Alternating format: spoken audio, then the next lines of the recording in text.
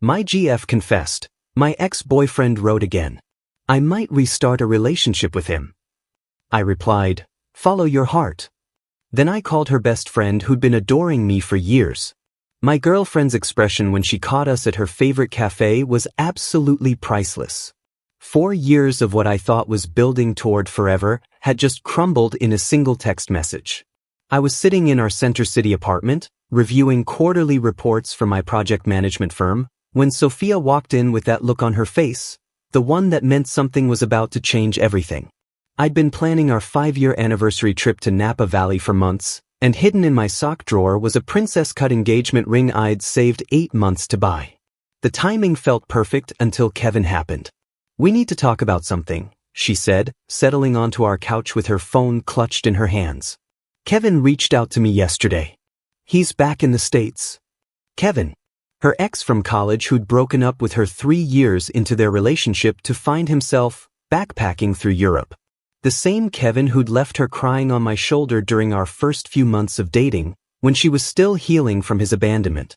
I set down my laptop, studying her expression. She wasn't upset about hearing from him. She was excited, nervous, conflicted in ways that made my stomach drop. What did he say? I asked, keeping my voice neutral even though every instinct was screaming. She scrolled through her phone, and I caught glimpses of Instagram stories filled with European architecture and exotic locations. He apologized for how things ended.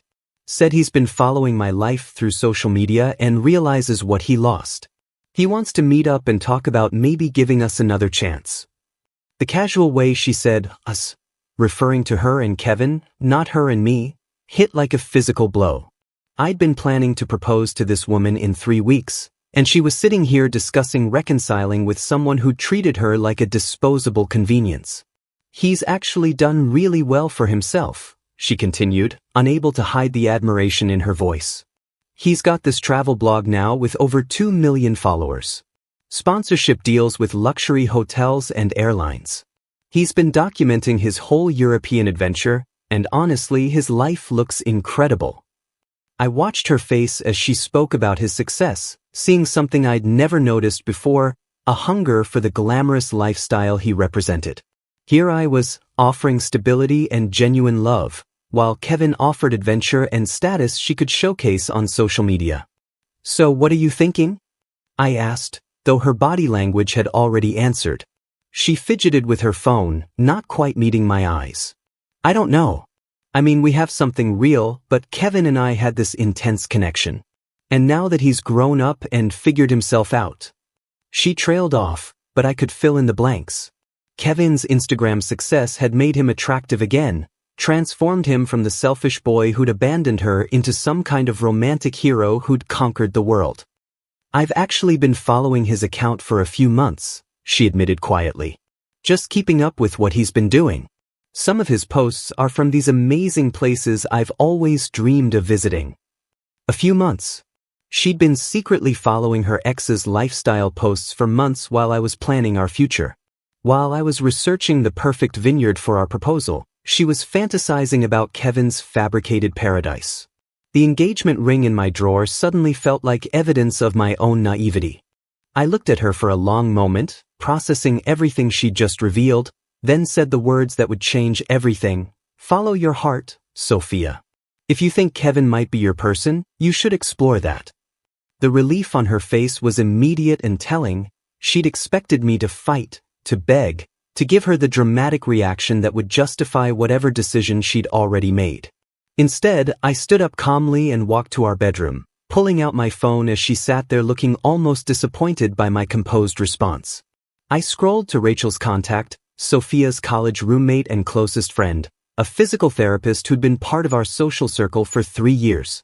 Rachel had always been different from Sophia's other friends, genuine where they were performative, thoughtful where they were shallow. I'd noticed the way she looked at me sometimes, the extra attention she paid when I spoke, the slight flush when our hands accidentally touched passing drinks at parties. Hey Rachel, are you free to grab coffee tomorrow? I could use a friend to talk to about something. Her response came quickly, of course. Is everything okay with you and Sophia? Instead of explaining over text, I suggested we meet at Moonbeam Cafe, the trendy brunch spot in Rittenhouse Square where Sophia posted her weekly Instagram stories with captions like, "Sunday vibes with my favorite latte." The irony wasn't lost on me, using Sophia's sacred social media backdrop for my own purposes. But when I called Rachel that evening to confirm, she hesitated. "David, I don't know if this is a good idea. If Sophia finds out we met up while you two are having problems, she'll think I'm being disloyal. I can't get in the middle of whatever's happening between you two." "I understand," I said. "I just thought you might have some insight into her mindset lately. Has she mentioned anything about Kevin to you?" The pause on the other end stretched long enough that I knew Rachel was debating how much to reveal. "David, I probably shouldn't tell you this, but Sophia has been meeting Kevin for coffee multiple times over the past 3 weeks. She said it was just closure, but..." Her voice trailed off, and I could hear the conflict in her tone. "She's been lying to both of us, hasn't she?" "I think so. She told me she was working late those nights, but I saw her Instagram location tags at that upscale place downtown where she never goes alone. When I asked about it, she said it was a work meeting, but I know her company doesn't do business there." Rachel's voice grew firmer. "You know what? Let's meet tomorrow. You deserve to know what's really been going on, and frankly, I'm tired of watching my best friend manipulate people." The next morning, Rachel and I met at Moonbeam Cafe, and what started as a supportive conversation turned into something that felt surprisingly natural and comfortable. She was easy to talk to in ways Sophia never was. She actually listened instead of waiting for her turn to speak, asked thoughtful questions about my work, laughed genuinely at my terrible jokes instead of the polite chuckles I'd grown used to. When she suggested we take a photo together, I didn't think twice about posting it to Instagram with a simple caption, "Good coffee, better company." The response was immediate, likes and comments from mutual friends who were clearly curious about this unexpected pairing, and within 2 hours, my phone was exploding with angry texts from Sophia. "What the hell is this picture with Rachel? Are you seriously running to my friends the second we have a disagreement? This is so pathetic and manipulative." I was still reading her messages when I heard her key in the apartment door, followed by heavy footsteps that definitely weren't just hers. She burst into our living room with Kevin trailing behind her, both of them looking like they'd been caught in some kind of conspiracy. Kevin was exactly what I'd expected from his Instagram posts: carefully styled hair, expensive casual clothes, that practiced confidence of someone who'd spent years perfecting his image for social media. "So this is your brilliant move?" Sophia demanded, waving her phone at me. "Running to Rachel like some scorned teenager? Did you tell her everything about our private conversation?" "I told her you've been lying to both of us," I replied calmly, noting how Kevin shifted uncomfortably beside her. "About the coffee dates, about working late, about whatever else you've been hiding." That's when I pulled out my phone and showed them both the screenshots I'd been reviewing all morning, our shared credit card statements that I'd been too trusting to monitor closely until now. $1,100 at Le Bernardin last weekend. $800 at that rooftop bar downtown 3 weeks ago. A $1,500 weekend trip to New York that I apparently wasn't invited to. Sophia's face went pale as I continued reading. Hotel charges, expensive restaurants, even a couple's massage at some spa. All charged to our joint account while you were supposedly working late or having girls' nights with Rachel. Kevin actually took a step back, clearly realizing he'd walked into something messier than he'd bargained for. "Sophia, you told me you had your own money for those dates. You said you'd been saving up." "I can spend our money however I want," she snapped, but her voice lacked conviction. "It's my account too." "Actually, it's not," I said, pulling out the lease agreement from our kitchen drawer. "This apartment is in my name only. The shared account was for shared expenses, rent, groceries, utilities. Not for funding your secret relationship with your ex-boyfriend." The room went dead silent as the implications sank in. Kevin looked like he wanted to disappear, probably realizing that the woman he'd been wooing with expensive dates couldn't actually afford the lifestyle she'd been presenting. Sophia's face cycled through panic, anger, and finally, defiant resignation. "Fine," she said, crossing her arms. "I've been apartment hunting anyway. Kevin has this amazing loft in Fishtown with exposed brick and floor-to-ceiling windows. We've been planning to move in together once we made things official. Kevin's head snapped toward her, his carefully maintained composure finally cracking. Wait, what? Sophia, we never discussed me moving in. I never said anything about living together. The look of betrayal on her face as she realized Kevin hadn't been planning the same future would have been satisfying if it weren't so pathetic to watch. Within hours of that confrontation, Sophia launched a social media campaign that would have impressed any PR firm with its calculated viciousness.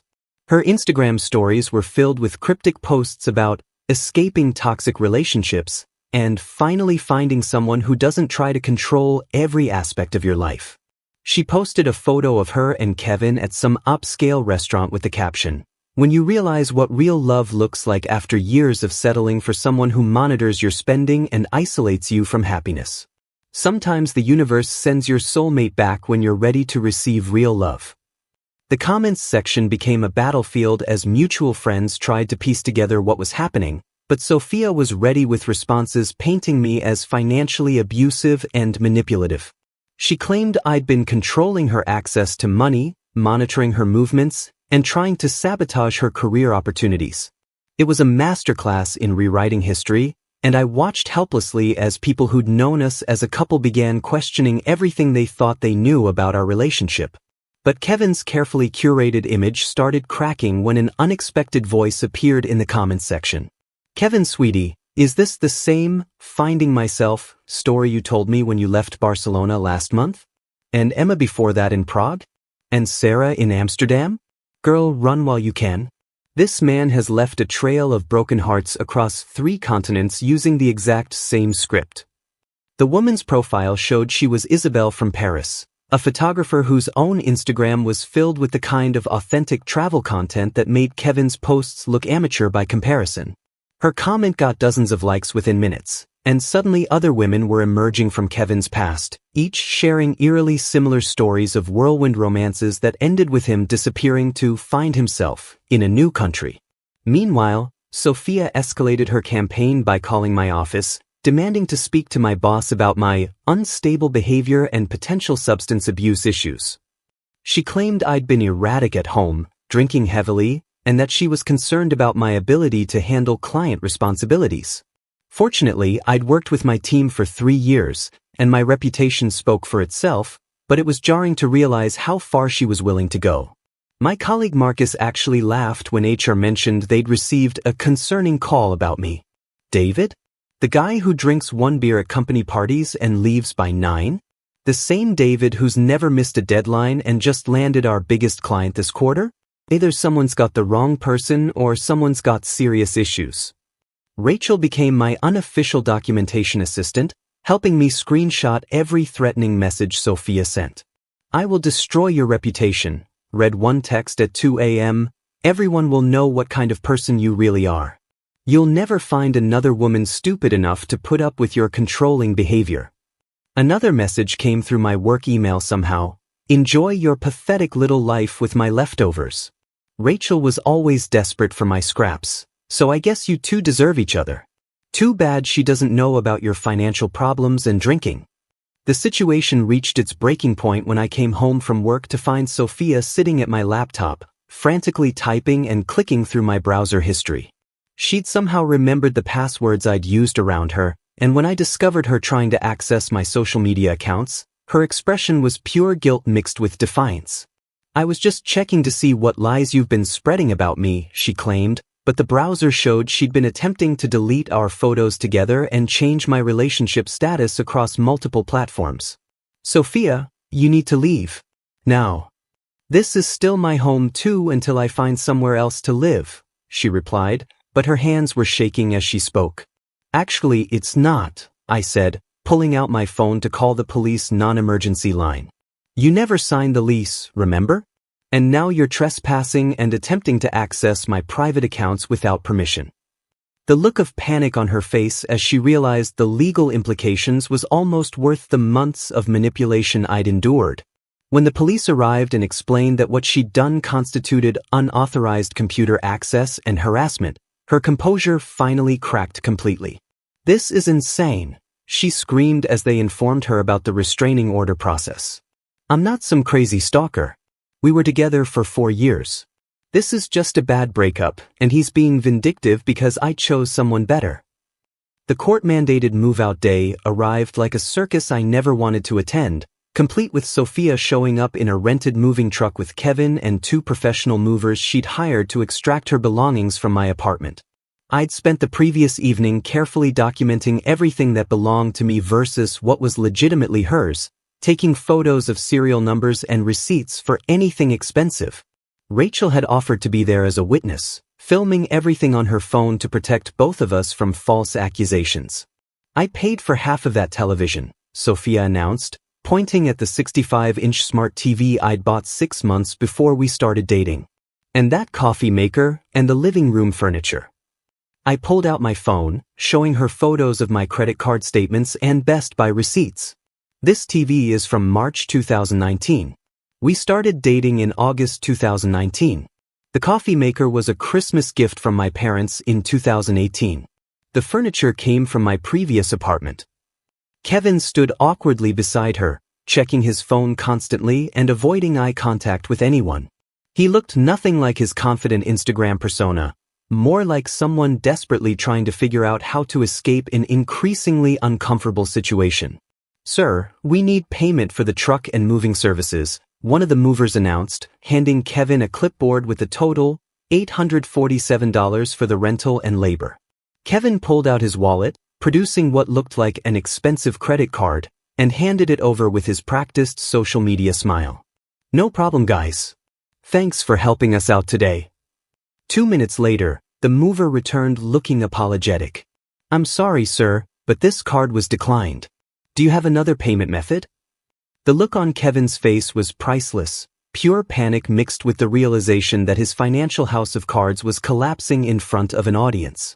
He fumbled through his wallet, pulling out 2 more cards that met the same fate, each decline causing his confidence to visibly deflate. "This is ridiculous," he muttered, his perfectly curated Instagram voice cracking. "There must be some mistake with the card readers." Sophia watched this display with growing horror, and I could see the exact moment she realized her knight in shining armor was actually drowning in debt. "I'll pay for it," she said quietly, pulling out her own credit card, the one that was still connected to our joint account that I hadn't closed yet. But when the charge went through, her face went white as she realized she'd just spent nearly $900 of what was technically my money to move out of my apartment with another man.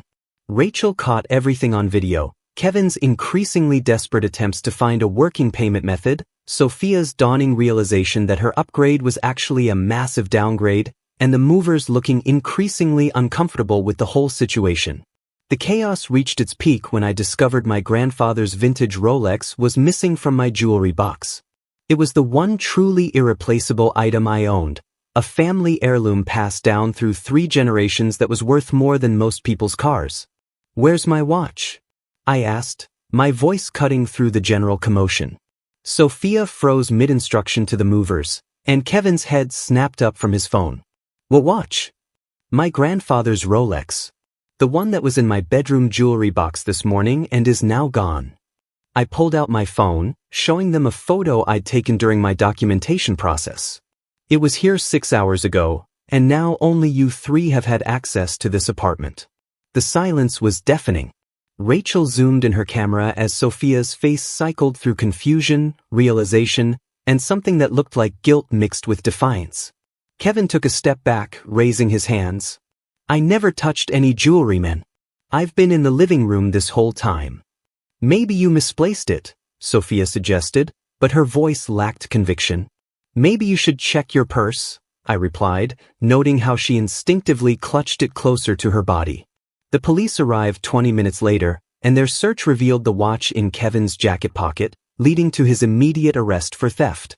Sophia's complete breakdown as she realized she'd thrown away 4 years of stability for a fraud who'd just stolen from her ex-boyfriend was almost too pathetic to watch.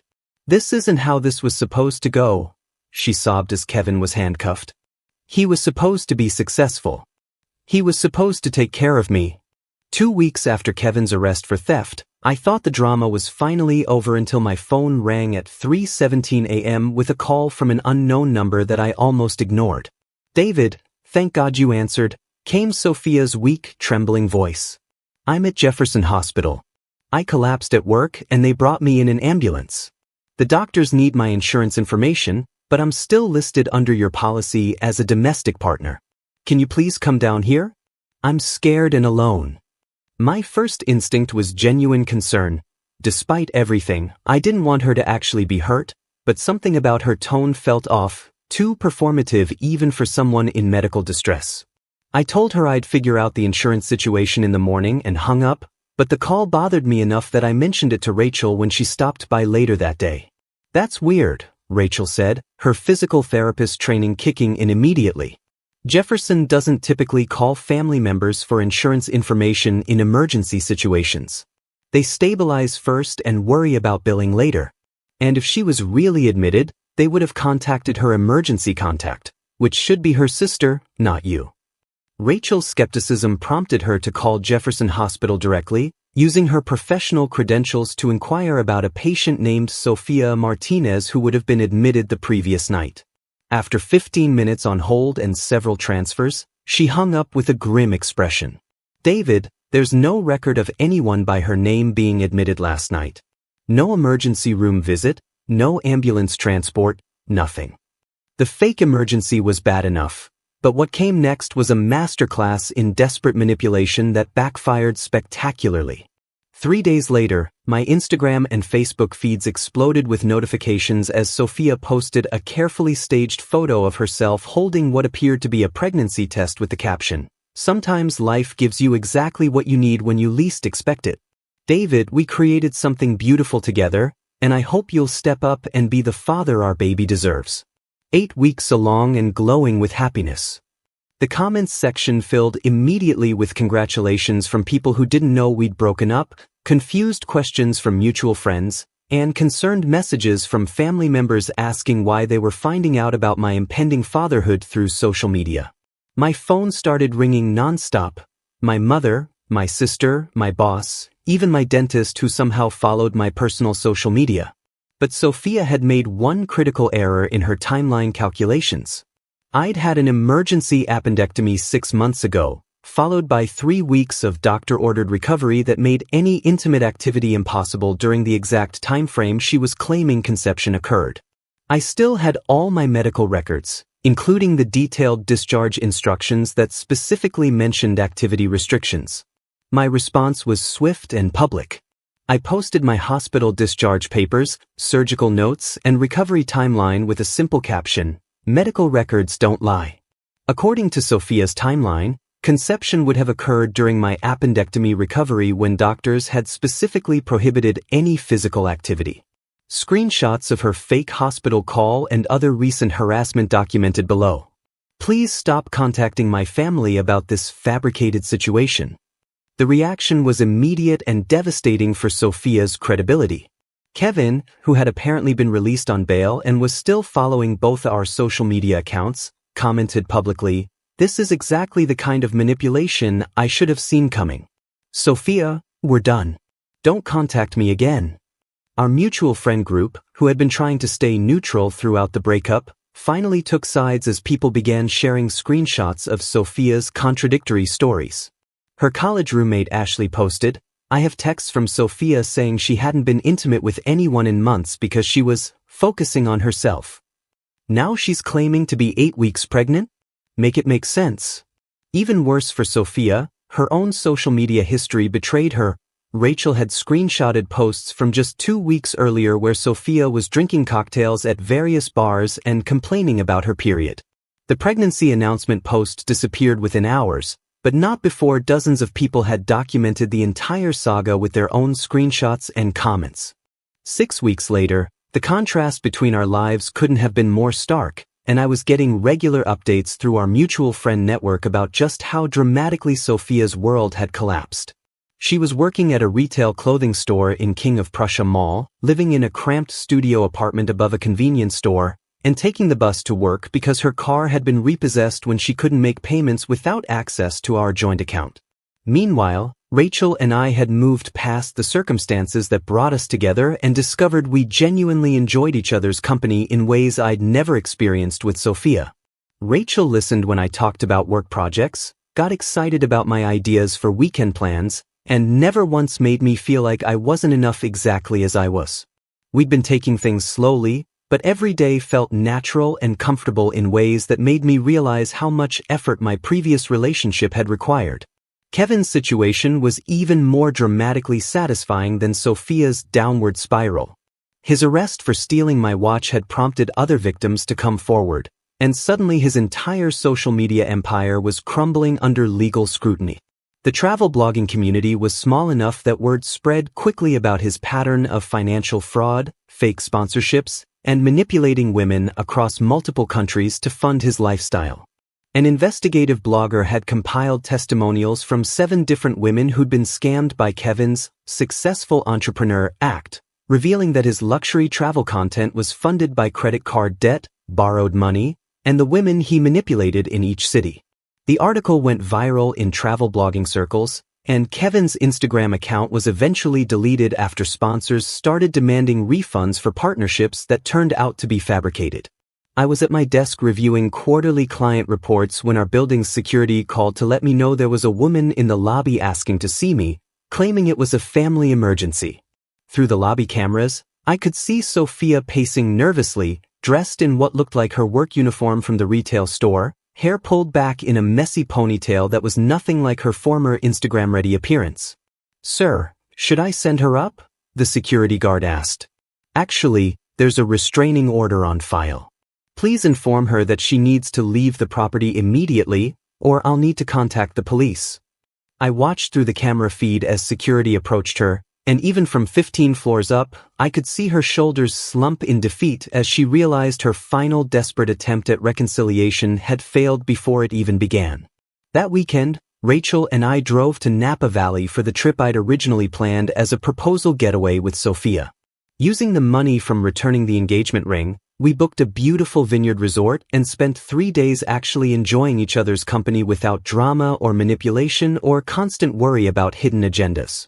Rachel took photos of our genuine experiences, laughing over wine tastings, exploring small towns, reading books together on the resort patio, and when she posted them to social media, the contrast with Kevin's fabricated lifestyle content was obvious to anyone who looked. These were real moments between people who actually enjoyed being together, not staged perfection designed to make others envious. "I'm really happy," Rachel told me as we watched the sunset over the vineyards on our last evening. "Not just happy with you, but happy with who I am when I'm with you. You make me feel like the best version of myself." It was exactly what I'd thought I had with Sophia but realized I'd never experienced at all. Real partnership meant bringing out the best in each other, not constantly trying to prove your worth or justify your existence. 6 months later, I heard through the grapevine that Sophia had moved back in with her parents in South Jersey, working 2 part-time jobs to pay off the debts she'd accumulated during her brief fantasy relationship with Kevin. Kevin himself had moved to California, supposedly to start fresh, but legal troubles followed him as more victims came forward with fraud allegations. The last time I thought about either of them was when Rachel and I got engaged, a simple, genuine proposal during a quiet dinner at home, no Instagram staging required. Sometimes I wondered what would have happened if I'd fought for Sophia when she first mentioned Kevin's return, if I'd begged and pleaded and tried to convince her of my worth.